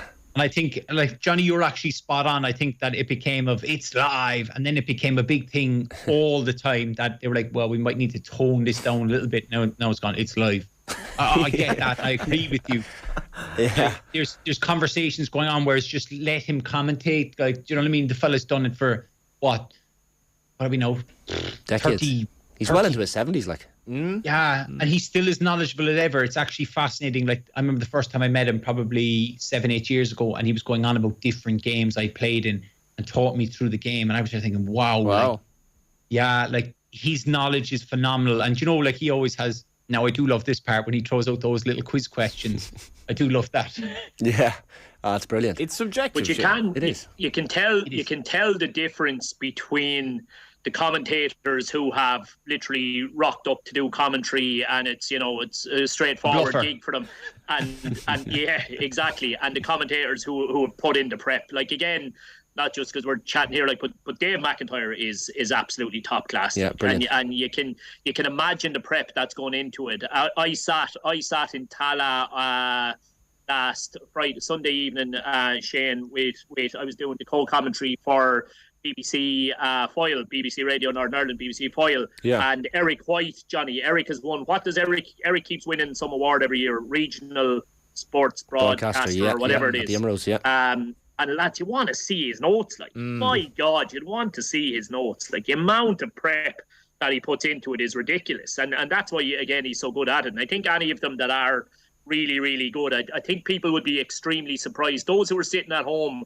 on the couch would be extremely surprised to see the depth of research and just the notes. Just the notes are a work of art at times from the ones that are really, really under game, you know. This is a thing that, like, that's the article, though. He's an issue with this. It's like, well, you're going to give me this. It's stats and all. In the sense that, like, Jimmy McGee's different class is at one level so iconic, and the other level it's like, Jimmy, you're using two words here. Like, give me something. I don't know what's going on. You're just saying different class twice. Like, yeah, but it was so simple. It was brilliant. Different class. It was like, that's all it needs. Simplistic commentary. Yeah, there we go. I mean, I don't know what the answer is. The original commentators were on the radio, where they had to actually literally describe something you couldn't see. With Jimmy was like, well, you know, TV and radio is totally different. Totally different. Yeah. And that's a valid point there. That people get lost in the difference between TV and radio. Yeah. Because I've done TV games and I've done radio games, and you can get sucked into. I've got sucked into doing like radio commentary on TV, and then when you like, I'll be self-critical and I'll look back and I'll go, Jesus, like, what am I talking about? Because everyone can see what you see. Do you know what I mean? Yeah, it's funny. It's like they are looking for an insight of like something that I see might be the distance between the fullback or a point that you might make. But yeah, that's the thing. The LOI TV thing. So during COVID, essentially all the games started to be streamed, and a lot of people wouldn't be aware of this, but all of the games then needed a commentator, and in many instances a co-commentator, and it spawned a lot of good commentators and co-commentators who have actually grown their careers from the LOI TV. And in general, I think the standard has been excellent. Like, Joey Undoe is kind of the iconic one. You've Adrian Taff, who does the Dundalk and Drogheda games. I think he's excellent. Graham Garton first came on my radar, I think, doing those games, and his career has gone great since then, because he's been very good at it. And it has been cool to see that these people just got these jobs and now they're flourishing. Some messages in there as we watch Erling Haaland and Phil Foden on the sideline, just about to enter the fray for Man City. So dangerous times for Fulham, although they have the one-man advantage, of course, after Cancelo sending off. 1-1 it remains at the Etihad. Some comments in on the YouTube on this. Clive Tilsley, Keane Sullivan says Clive Tilsley was the best for the Champions League. That's the thing, sometimes someone's voice adds gravitas to an event. I actually have two. Clive has a business now, Commentary Charts, I think it is, .co.uk, where he has his notes pristine notes and pristine handwriting kept from massive games. Oh, cool. And he photocopies them, and you can have 2 framed copies of, I think it's the 99 Champions League final and the 08 Champions League final, his notes. Cool. And like he signs the back of them and leaves a little message for you. He's got them for some of the Ireland World Cup games as well in 1990 and 94. He's got his notes, and it's an amazing little keepsake. It's the research that goes into them. Yes, Shane, go on. Just, you know, or David, sorry. Just, you know, yeah, he doesn't photocopy them. He doesn't? No. I actually have them. I have them from the 94 game against Italy. I have them as well. The commentary charts, I think they're called. Yeah. I have them as well. I have them in frames. Something like that. It was like a little souvenir. I think it's really cool. But they're what you call it. He rewrites them. That's amazing. How he did them a while ago, because he keeps his original ones. Yeah. That is amazing. And like I know he does Hull City some games. He does every club. If you go onto the website, you'll see so many countries and clubs, and even games he didn't commentate on. If it was a big game and someone requested, he'll go back and research for that game as if the game hasn't happened yet. That's mad. And do his research based on. I think it was kind of like, I spoke to him because I tried to get a couple of games that I had done. This is before he would do that, and he said like, "Oh, I didn't cover those games." Yeah. And then he said like, "I'll give you a list of games I covered of yours." And then none of them were really noticeable, like as in like we lost or something. I was kind of like, well, I'm looking for the iconic wins here, like, you know what I mean? Yeah, you don't want to be reminded of constantly on your wall of a game that you didn't win. But that's the thing, like those moments, like without Clive Tilsley's commentary in '99, like can Manchester United score? They always score, and even Roy Keane with the captain's goal in the semi-final, like they're just iconic now. And well, even the other morning where like Cahill was reciting this like otherwise George Hamilton commentary of George Hamilton from Matty Holland against Cameroon, which I don't think anyone can remember word for word. Cahill, who's now essentially a commentator himself, he made an imprint, and there are a lot of weirdos out there. There are, yeah. That's like there's a famous one, isn't it? Manolas scores for Roma against Barcelona. Peter Drury has one. Yes. Yeah, I ain't gonna quote it for you, Johnny. But he has an iconic one where he comes with the I'm not even gonna attempt to. But I could probably pull up on the internet here. Yeah. But even the George Hamilton, A Nation Hold Its Breath. Yeah, that's iconic. And it's simple. But that's top of your head stuff. But isn't that part of the problem nowadays? In what way? Because there's been these iconic moments where commentators have come out with this like fruition of lines that have like clicked on and now are famous, that every game somebody's trying to give something that will become viral or I know what you mean. Stay. It's just a clip for socials. I'd say some fellas are even going into games with something pre-wrote that they're hoping they could use at some stage. Oh yeah, like you know, the journalist might have a piece wrote about predicting what way a result will go, so he only has to kind of add the flesh to it then once the game does go that way. I'm sure there's commentators who've got stuff kind of pre-prepared in the hope that there might be an opportunity for them to use that line because they think that line will go viral. That was the line. You've got the line, David. I've got the Manolas one. He said, Roma have risen from the ruins. Manolas, the Greek god in Rome. The unthinkable unfolds before our eyes. This was not meant to happen. This could not happen. This is happening. That's just brilliant. Lovely. That's brilliant. Some people are listening and thinking, it's a load of crap. But I love that. I love that sort of stuff. Like, and you understand how commentators, fair enough, they prepare their lines before the match. So before kick-off, that's the only part you can prepare, really. Like Peter Drury had the famous when Cristiano Ronaldo returned to Old Trafford for the Newcastle game, his second coming, and he had this lovely prepared line. From Madeira to yeah. Like some people say that's cringe, some people love it. Again, it's subjective. Like some people, you're allowed to have opinions on this. A lot of text coming in on this, lads. Lads, come on, how could you not have the commentary for Aguero's goal that won the league or Solskjaer's win in the Champions League final? I agree some commentators do make me switch over, but none would be shocking. So, what is a commentator, lads? The Barry Davies commentating when Heysel was occurring before the eyes of Europe. Emotional, honest, critical. It's on YouTube, the standard you can't compare it to. Brian Kerr is a legend, says John. He winkled his way past the defender. And there's Brian coming up with his own vocabulary and some of the commentaries as well. Shane texts in as well to 53106. Lads, TV commentary as a whole isn't great, but radio commentary is great. People like Nathan Murphy genuinely illuminate a game without the pictures. And look, we're biased here, of course, but when moments like Alisson happens, scores the last minute equaliser for Liverpool, you can't plan for that. You can't plan for how you're going to react. So it's fair. I think, like someone goes, I know it's a different sport, lads, but no one could match, let alone beat Bill McLaren commentating on a rugby match. He'd have loved to commentate today's Ireland-South Africa game. Yeah, and I suppose, like, I was doing co-commentary for Galway Bay on the game last night, and I'd say it's nearly my favourite thing to do in journalism. Just I absolutely love it, just because you're on the radio. And basically, people aren't watching, so you kind of have a license. First of all, whatever you say, they can't contradict you because they can't see it. So you can say anything at all, really, and get it wrong. But it's also the fact that you are going back in time, like you're relaying, like when Micheál O'Hare was commentating, that was somebody's game. That was what it was for the women and the men at home watching it. That this was Micheál O'Hare and he was the iconic voice, and it's cool because the radio is still such a lovely medium. And we have had, I think this country has had some of the greats. I mean, I was just going to say about Micheál O'Hare-Hurtig. I think Micheál O'Hare-Hurtig in his prime, you'd do very well to beat him anywhere in the world. Yeah, neither hurling stronghold, like still no relation, fox chasing a rabbit chasing a fox, and then like you weaving in about how he had a dog back that lost the night before as well, all this mad stuff that clearly wasn't pre-rehearsed and is just totally iconic even now. he comes out, I remember we have a fella here from town, Pat Delaney, and Pat is a referee, and he's talking about the referee. Pat Delaney is on top of things here today. I was in his house last week. His wife Mary makes a fantastic cup of tea. I mean, that was nearly the highlight of Mary's life, Yeah, but did she see her tea changing probably changed it now. She's got a big head, and like all commentators, she kind of went over the top, like, and never made the tea as well again. Have you heard there's the famous one I don't know, it was in the First Division Ireland or lower or something, but some fella's doing commentary, but his phone rings and he answers the phone. Yeah, it's priceless, and he's like, there's a chance here now when the ball's cuts in, now it goes wide, and he says, hello, yeah, no, I'll drop off 4 bags tomorrow. And he says, and the keeper's taking the kick out, yeah, that's fine, I'll give you a shout after the game. Like, he goes back and forth. Like the Junior B kind of stuff. Used to drink in the Royal Oak in Kilmainham, and like, I was there one night and Effin Eddie was there. Like, Effin Eddie, the Tipperary hurling commentator, he just showed up in the bar and you got to meet Effin Eddie. I mean, if you haven't heard Effin Eddie's commentary, you'll never beat that. Out. You'll never beat that. There's great. I've got an article up here with some of the Micheál O'Hare-Hurtigs. I won't try the exit myself, but we'll try a couple of the quotes, right? So the stopwatch has stopped. It's up to God and the referee now. The referee is Pat Horan. God is God.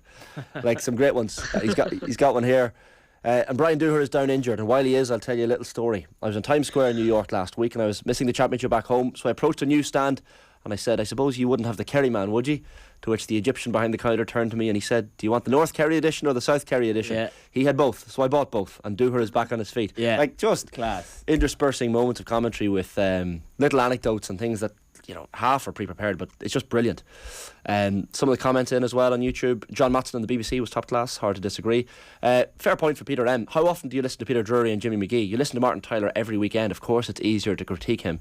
Fair point, and point taken. Ryan Nugent, legendary commentator on the Rugby, agreed. RK says Alan Green remains the greatest football commentator there ever was. Radio 5 Live was epic. That's Ray and Fermoy. And I remember even, was it Jonathan, what's his name? For the BBC 5 Live, Jonathan Pearce, when he did the Eric Cantona Kung Fu kick commentary, and he's losing his head, and a disgrace to football. See, Jonathan Pearce would be my idea of an absolutely terrible commentator. Right. Way over the top, like. And first of all, I remember him being on, like, was he on, like, tell us what you really think, He was Johnny. on Fantasy Football, wasn't he? And they used to have this kind of mad spoof game, and he used to do the commentary. And then he started actually commentating live games. He's way over the top, like, totally. It's almost like it's like he's a social commentary, almost a commentary on the politics of life, and the politics of football, and the politics of everything from a penalty. Like, so it's just like, no, John, definitely not for me. Was it Jonathan Pearce that did Robot Wars? Remember Robot Wars on TV? Used to put robots. Probably a lovely guy as well. I don't know. I mean, probably a lovely guy. That was great, yeah. They throw 2 robots into an arena and they just batter the shit. It was brilliant. It's been a slow news day. It has been. Yeah. George Hamilton for Ireland against Holland in a friendly. The man with the unfortunate name Volux. Brilliant, says Niall and Tala. Some great ones. Keep your text coming into 53106. We should keep people up to date. There is football happening. We're getting carried away. Haaland and Foden are on the pitch. 73 minutes played at the Etihad. It's still Manchester City 1, Fulham 1. City down to 10 men. Joao Cancelo was sent off in the first half for giving away a penalty. He brought down Harry Wilson, and Andreas Pereira for Fulham did the needful and stuck the penalty away for Fulham. The latest scores in the other Premier League games. Cracking game, lads, at Elland Road. So Leeds against Bournemouth. Leeds, of course, looking to follow up on their win at Anfield last weekend. Leeds took the lead after 3 minutes through a penalty from Rodrigo. 1-1 then on 7 minutes. Marcus Tavernier equalising for Bournemouth. Philip Billing on 19 minutes, giving Bournemouth a 2-1 lead. That was the score at half-time. Dominic Solanke put Bournemouth 3-1 up after 48 minutes to make it to give them the 2-goal cushion. Just there on 60 minutes, Sam Greenwood pulled one back for Leeds. Liam Cooper has just equalised for Leeds on 68 minutes. So there's now 71 minutes on the clock. It's Leeds 3, Bournemouth 3. Cracking game, it seems. Nottingham Forest 1, Brentford 1 remains the latest score after 71 minutes. Morgan Gibbs-White gave Forest the lead, and Brian Mbumo with a penalty in first half stoppage time for Brentford, equalising. Wolves 2, Brighton 2. The Wolves goals from Gonzalo Guedes and a penalty from Ruben Neves. And for Brighton, it's Adam Lallana and Kaoru Mitoma on the score sheet. And Nelson, a goal here. It might be drawn. Goal here for Haaland. Haaland looks like he thinks he's on. Set up by who else but De Bruyne. Fulham were looking for a handball and they'd build up. So this could be very much a JD subject to VAR. 74 minutes on the clock. Haaland slides in front of the Man City faithful. Gives it all in the celebration. So far, they think it's a goal. Man City 2, Fulham 1. 74 minutes. We'll have a look here and see, was there anything in the build-up that could have disallowed this goal? Watching the line, Haaland, no offside. I see the handball now, yeah. Is the handball? It's the centre half. I'm watching it back live here for the first time. Well. His knee is offside. Yeah, and his right knee could have been offside as well. Are you saying it was De Bruyne with the handball, lads? No, Kanji. The maths genius. The maths genius. Have you seen a Kanji's maths, have you? Yeah, isn't he? He's a absolute human calculator. He's a human calculator, yeah, is he? What's going on there? Yeah, it's ridiculous. They have something with him where it goes back to his Dortmund days where he's standing alongside a player and the player's got a calculator. And then the person asking the questions goes like 17 multiplied by 19 and he goes like 283. Jesus. Yeah. And he does it quicker than your man can type it. A genius. They're obviously drawing the lines here at the minute. Pep Guardiola is going mad at the fourth official. I don't know why. What is the point of Guardiola having an argument with the fourth official about technology here? They're looking at an offside, which is clearly offside, right? Or at least my reading of the lines here. It appears to be offside. What does Guardiola have to say to the fourth official that's going to change this? Well, what I'll say to you here is the fourth official is probably given no information. So Guardiola probably thinks at this moment that they might be cancelling out for the handball. Yeah, and it is cancelled out. So it has been ruled out, I think it was out for offside. Yeah, down for offside. So Fulham looked dangerous on the break. I think we could have a goal here. Still 1-1, 76 minutes on the clock, and Fulham with the man advantage. But Haaland thought he might have won it there, but nope. So that remains 1-1 in that game. The other games across the Championship, it's Blackburn Rovers 1, Huddersfield Town 0. It's Blackpool 0, Luton Town 1. Middlesbrough and Bristol City 1-1. Of course, Michael Carrick is the Middlesbrough manager at the minute. Millwall 0, Hull City 0 there. Still David, so remains scoreless in that one. I know, yeah. Liam Rossinior's first game in charge. There you go. How do you feel about that? Rossinior is a decent name. Yeah, no. Look, somebody asked me this the other day, and I was telling them that, like, obviously I played with Liam for a long time, but Liam always wanted, ever since he was a kid, to be a manager. He's always been really passionate about it. Obviously, his father played and then went on to manage, so he kind of grew up in the time when his dad was managing. That was his big thing. He said, I want to manage. And even when we used to have meetings, he would be heavily involved trying to influence things and, asking questions. He would sit during meetings with units when it was defenders. He'd do all that, midfielders, forwards. He's always been extremely passionate about it. So I wish him well, and I hope he does do well, because obviously it's his first kind of permanent job. I know he was interim at Derby, but it's a big challenge for him. Yeah, for sure. Best of luck to Liam Rossinior there. Still scoreless, as I said, in that game. Millwall 0, Hull 0 after 74 minutes. It's QPR 0, West Brom 1. Kyle Bartley with the goal. Rotherham 1, Norwich City 2. It's Stoke 1, Birmingham City 2. As I said, Scott Hogan with the opening goal for Birmingham in that one. Sunderland 0, Cardiff City 1 is the latest score. Swansea 1, Wigan 2, as I said earlier. Will Keane with 1 goal for Wigan. James McLean with both assists, and Ryan Manning with the goal, pulling one back for Swansea. And it's Watford 0, Coventry City 1. And in the Scottish Premiership, Celtic 2-1 still to the good against Dundee United. 75 minutes on the clock there in Ross County 3, St Mirren 2. Loads of text coming in to 53106 on the commentaries. Also on the YouTubes as well, Facebook and Twitter. We have to take a break, lads. We might touch on Spurs versus Liverpool. Back in a sec. Football on Off the Ball. With Sky, watch Chelsea take on Arsenal this Sunday, live on BT Sport. This is News Talk. Workplace Wellbeing with Vincent Wall. A new podcast from News Talk, exploring the future of the office hybrid working, employee financial challenges and much more with expert interviews. Being together is better for culture, being together is better for innovation. Those chance encounters, those water cooler moments, they're the things that spark innovation. Workplace Wellbeing with Vincent Wall. Brought to you by Leia Healthcare. Episode 4, available now at newstalk.com. It's beginning to look a lot like Christmas here at Beachmount Garden Centre, and we love it. So we're hosting a special Christmas shop open day on Friday, November 11th. Bring the family and experience all the festive feels. There'll be free refreshments and giveaways, children's activities and competitions, plus big discounts in our Christmas shop.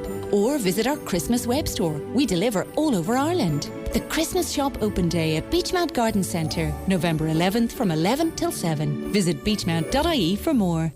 Hi, I'm Ken Doherty, and when I need car insurance, I contact the specialists at insuremycars.ie. Their team always finds me the best policy at the lowest price and with all the benefits I need. If your car insurance is up for renewal, visit insuremycars.ie. City Financial Marketing Group Limited, trading as insuremycars.ie, is regulated by the Central Bank of Ireland.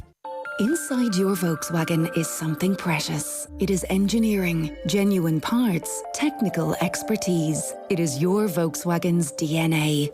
It is so precious that 8 out of 10 Irish drivers would pay more for a Volkswagen serviced by Volkswagen expert technicians. Help protect your Volkswagen's DNA and its resale value. Book your classic service from only €199 at volkswagenservice.ie. Terms and conditions apply.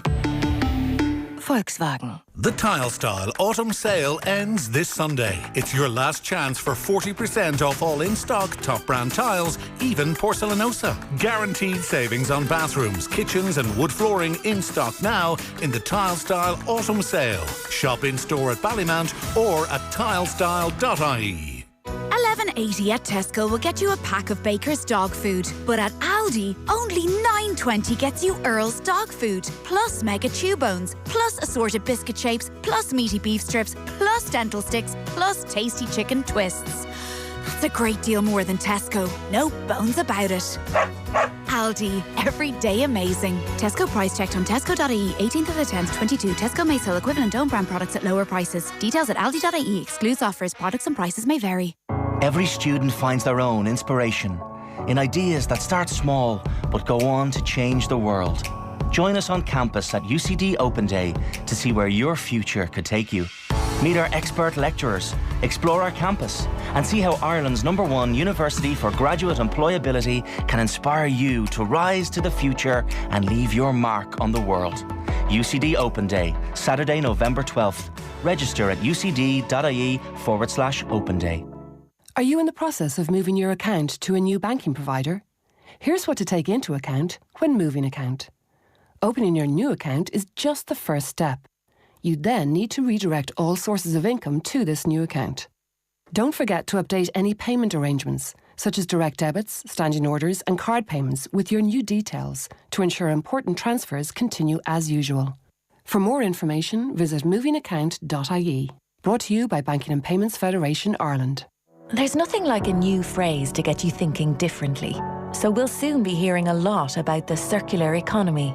It just means keeping our stuff in circulation for as long as possible by repairing and reusing, by sharing and swapping. The government is taking steps to encourage all of us to embrace circular living as we rethink, repurpose, repeat. It's time to get circular. Find out more at gov.ie/circular economy, an initiative of the Government of Ireland.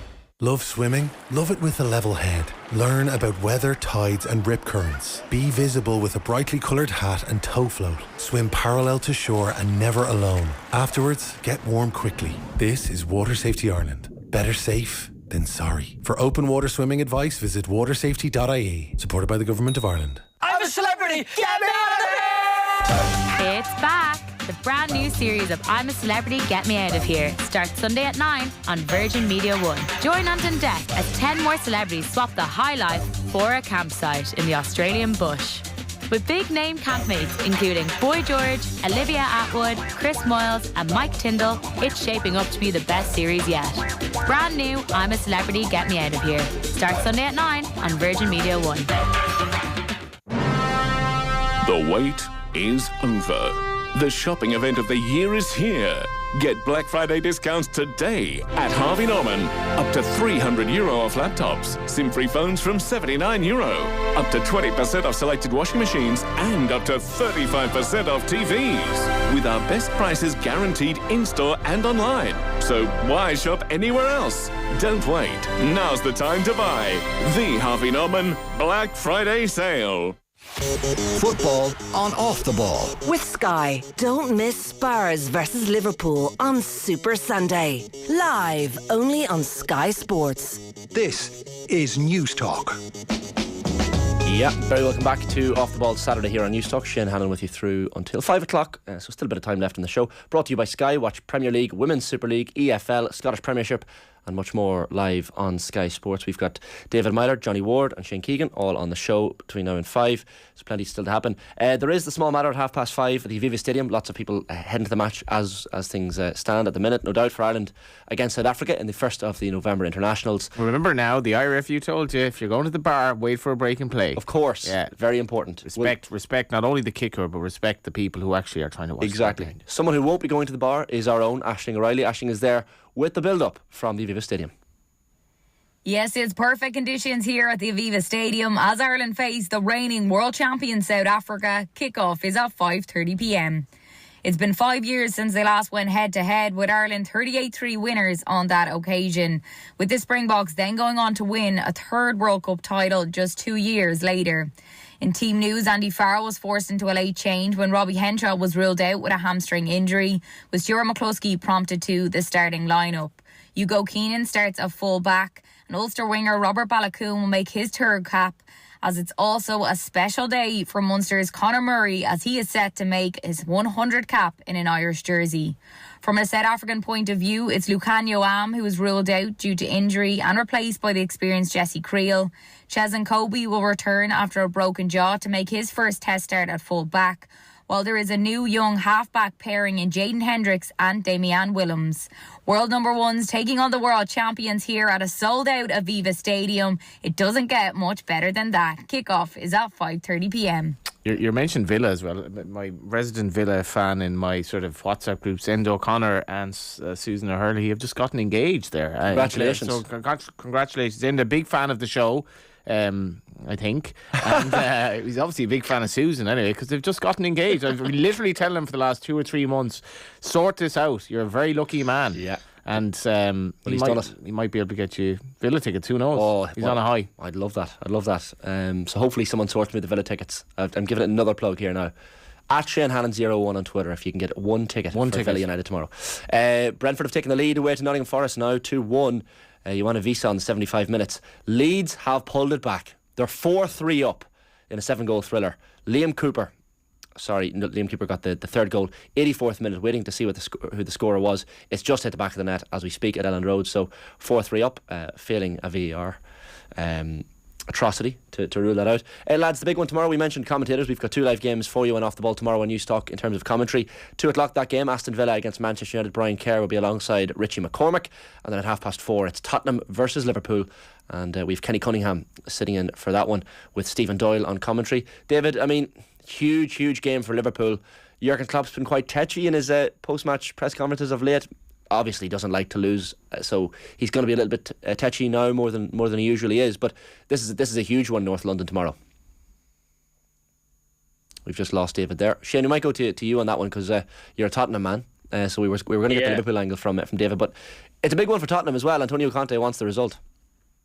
Yeah, it is a huge one. Look, I don't know what way to talk about Tottenham at the moment, Shane, to be honest with you. Like, thank God for the results, because everything else, it's amazing to be sitting third through out of our group in the Champions League, and yet you'll find an awful lot of dissenting Spurs fans, and I'm probably in that group if I'm completely honest. I mean, I sat down again, watched us the other night, and the first 45 minutes were as bad as I've seen. Like, oh my God, we were absolutely atrocious. And it's a mad thing to say, but I thought the only thing that saved Spurs the other night was conceding the goal right before half-time. Because if they hadn't conceded the goal right before half-time, they would have been sent out to play in the exact same manner again in the second half. And now you probably concede the goal with 2 minutes left in the 90 rather than 2 minutes left in the 45. And now it's too late to go and get a goal back. And thankfully they did concede, which forced Conte's hand. But I don't think he would have changed it otherwise. And we were a lot better in the second half. That said, we should still have been knocked out. Like they had an absolutely glorious chance of that header at the back post and 1-1 with 2 minutes left. Spurs had plenty of chance second half though. Like in fairness, I know that was in none as good as that one. I watched the game. I watched the game and I like you, Shane. I actually backed Spurs in the middle of the first half, and I was like, oh my god, how bad is this? And then the second half was like they decided we'll just switch it on here. Just looking at it though, Liverpool are really heavy favourites to beat Spurs away tomorrow. So I don't know. People, the markets don't rate them. I think Spurs, like Son's been quite unfortunate, but I don't think he's been playing well anyway. And no, but the point is, Johnny, whatever you could handle Son being out if Richarlison was available or if Kulusevski was available. I mean, we're now down to Lucas Moura, who, I was never totally convinced by him, but whatever level he was at, he's dropped way off that, and he almost is guaranteed to start tomorrow because he's the only possible fit partner for Harry Kane, really. So that wouldn't fill you with a huge amount of confidence. The back line at least looked decent the other night. There was a bit of a switch around with Dyer going to the right of the three. Obviously there was the constant chopping and changing of the wing backs. The midfield three are pretty settled now that he's settled on that system. So put it this way, I can't see it being a cracker now, if I'm perfectly honest about it. How do you think tactically he'll approach it, Shane? Because like Spurs, they don't seem to be a possession team. No. At all, but like they're at home, so there'll be a great atmosphere there. Despite, as you say, they're still flying high in terms of their points tally. It's a massive game for Liverpool. If Liverpool lose this, they're really staring into trouble in terms of finishing in the top four. And like I felt that it was kind of mad that Klopp played so many marquee players against Napoli. A, because he probably didn't have alternatives, and B, because he just wanted them to win, and he just wanted them to get back to winning ways. But I think it's a really hard game to call, I thought. Yeah, it is. It's a very, very hard game to call, is right. Look, how will the game play out, I think, is a lot easier to call in terms of the style. Like, games are much more intriguing where both teams want to have the ball. Whereas tomorrow, like, Conte will just say, no, here you go, ye have it, lads, and we'll just sit off here and defend for the game and rely on counter-attacks and rely on, incredibly significantly for Spurs this year, set pieces. I mean, obviously, you might have read they brought in a set-piece expert who, my God, if anyone has earned his money this year, it's him, because if Spurs hadn't had all those set-piece goals this year, they'd be well down from where they are in the table, and that's what they'll do. They'll try and bank on them. Like, they're counter-attacking team, Shane. They're not particularly fast on the break at all. Like, well, we certainly won't be without Son, because he's just brilliant in transition, absolutely outstanding in transition, as is Harry Kane. Like, I know everybody knows Harry Kane is good, but I genuinely still feel that I'm not really sure people actually realise how good. Like, he's an amazing how many footballer. players? How many players in the world have simultaneously been one of the top three finishers in the world while also one of the top three passers in the world? Like Messi obviously, but like Harry Kane to me is absolutely top three. He's obviously top three goal scorers in the world, but he's also one of the top three passers in the world, no doubt about it. Every time he drops deep and picks up the ball, his passing range is absolutely incredible. It's incredible. How do you call it, David Meyler? Is he back? David's there. Oh, I'm back. Yeah. Give us the Liverpool angle, David. How's this game going? Do you know what, Shane? I don't know. Like, you look at the intensity that they played against Manchester City, and then you look at the performance against, Forest and Leeds. I expect Liverpool to win. I think it's going to be one of them scrappy games. Like, as you said, you've touched on how the game will be played. I think Tottenham will drop off. They'll just concede possession. They'll just, tuck up, make it narrow, no spaces in between, the centre-backs and the wing-backs. Liverpool dominated. They'll create and have chances, and Spurs will look to catch them on the counter-attack. They'll probably finish up Liverpool 2-1. Yeah, well, they'd certainly take that result tomorrow because they really need it. 93rd minute, we've entered the third minute of 5 minutes of stoppage time at the Etihad. 10-man Man City still 1-1 against Fulham. Haaland desperately pushing for goals there. Let's hear who got that late goal. It's still 4-3 to Leeds. So let's hear who got that late goal at Ellen Road from Adam Jury. Leeds 4, Bournemouth free. Crescencio Somerville looks to have done it again for Leeds after scoring the winner at Anfield last week. Maybe he's done so here at Ellen Road. A lung-busting run from Gnonto, who managed to run a full 50 yards with the ball coming into Bournemouth's half, slipped the ball in for Somerville to run onto, one-on-one with the keeper, and he slipped it past him and into the back of the net. Leeds 4, Bournemouth 3. Crescencio Somerville. What a week he's had. It's just the turnaround for Jesse Marsh. Like, it's in those 6 massive points. Something's happening here at the Etihad. I think the referee has pointed to the penalty spot for Man City. The City players, Kevin De Bruyne is down. The City players are certainly celebrating here. It's the 94th minute. 5 minutes were added. They're all high-fiving De Bruyne. It appears the referee has gone to that. While we're waiting on that penalty to be taken, let's hear about a late potential winner at Molineux from Tom Ross. Wolves 2, Brighton 3. Pascal Gross with the goal, the defender smashing the ball into the net after absolutely brilliant work by Mitoma. Fabulous work down the left-hand side, but the ball went to Pascal Gross, no messing, banged it into the back of the net, and deservedly so. Wolves 2, Brighton 3. It is a penalty for City. It's soft, but De Bruyne, I think you can give him. He's guilty of his reputation here. He does feel contact. I think it's kind of the back of his foot. It's an awfully silly tackle. Like, who else put the ball in his hand? Erling Haaland, off the bench. He has a penalty. He's been running around like a blue arse fly trying to get a goal here for Man City since he's come on. Himself and Foden. And they have Ruben Dias ready to come off the bench as well to waste more time after the penalty is taken. It's 94:05 on the clock. 5 minutes were added at the Etihad. Ridiculous tackle. It's so stupid. Ridiculous tackle. Yeah, it's as stupid as the Cancelo one in the first half, really. Just carnage from Fulham to do that in the 95th minute. They haven't had loads of chances, City. I know they've had 10 minutes, but because they've been able to hold them relatively at arm's length, and this is infuriating for Silva, presumably he scores. We're bang out of time in the show here, but I'm going to stick with this for the penalty to see how this goes. Before the penalty comes, Shane. No. It's squeezed in. Haaland has scored. Jersey's taken off. Sorry, go on ahead, David. Just a quick update. I've ventured down my routes at Villa. No luck there, but my pals at United have said to me they'll let me know. I might be able to get you a ticket. I mean, sorry, beggars can't be choosers here. Like, Jesus. If you want, do you want a ticket or do you want a ticket? Well, my brother is a United fan, David, so that could be even better. Unbelievable. That could work out nicely. I'll keep in touch on the WhatsApp. Nah. Brilliant stuff. I'm hoping the captain says to me that he'll have one. He'll let me know there. So I just sent him a little text there. I'll keep the fingers crossed. Straight to the top. No messing with Meyler, boy. Straight to the top. Not what you know, it's who you know. Fair play. Listen. Hey, that's life. Exactly. As Haaland celebrates. Listen, lads, David Meyler, Johnny Ward, Shane Keegan, thanks a million for everything today, lads, as usual. Thanks. Cheers, lads. Great stuff as we watch Man City 2, Fulham 1 in the closing stages. It's smuggled in. The keeper nearly saved it, but that's all we have time for, lads, on the show. And it'll be Saturday with myself, Shane, Hannon this afternoon. Loads to come tomorrow. We've live commentary. As I said, Aston Villa against Manchester United. Brian Kerr on commentary with that one. We've also got commentary of the other game, Spurs against Liverpool, and the paper review from 11:30 as well. We'll speak to you tomorrow. Good luck. We're on Twitter. Just look for @NewsTalkFM for the latest updates. You're thinking about it, aren't you? A short, relaxing pre-Christmas break? Maybe a festive family holiday or a chill weekend with friends? Well, with Go Breaks, you can get away from it all from just €80 per night and choose from hundreds of amazing hotels in Ireland with free breakfast included. So go on, don't think about it, just book it and go experience. Go explore this winter with Go Breaks, as recommended by News Talk. Go Breaks. T's and C's at gobreaks.ie. This is Dr. Georgina Jordan, Head of Emergency Response for Goal. Millions of displaced families face a Christmas of hunger, danger and fear far from their homes. Right now, Goal staff are supporting families in places like South Sudan and Syria.